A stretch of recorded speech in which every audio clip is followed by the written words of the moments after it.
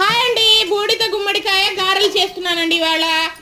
ముందుగా బూడిద గుమ్మడికాయ ముక్కలు తీసి దాని మీద ఉన్న పైన ఉన్న తోలు తీసి దాంట్లో ఉన్న గింజలు కూడా తీసి ముక్కలుగా తరిగి సన్నగా ఒక జార్లో వేసి మెత్తగా నూరి ఒక క్లాత్లో వేసి దాంట్లో ఉన్న వాటర్ అంతా తీసి బయటికి వాటర్ సపరేట్ చేసిన తర్వాత దాంట్లో ఉన్న గుజ్జు దాంట్లోనే పెట్టి దాంట్లోనే ముందుగా శుభ్రంగా కడిగిన మినపప్పు వేసి మెత్తగా నూరుకోవాలండి. ఆ నూరిన పేస్టు పక్కన పెట్టి తర్వాత ఒక గిన్నె తీసుకొని ఒక గిన్నెలో ఈ పేస్ట్ వేసి మినపప్పు పేస్ట్ వేసి దాంట్లోనే తగినంత ఉప్పు, ఉల్లిపాయ ముక్కలు, పచ్చిమిర్చి, అల్లము, జీలకర్ర వేసి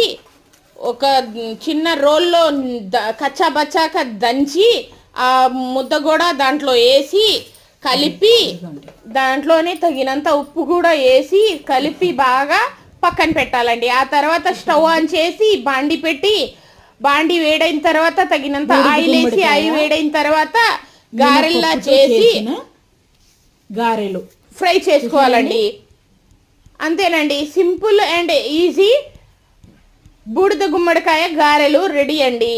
చాలా అంటే చాలా టేస్ట్గా ఉంటాయండి. నేనైతే దానికి కాంబినేషన్గా టమాటా చట్నీ కూడా చేశానండి.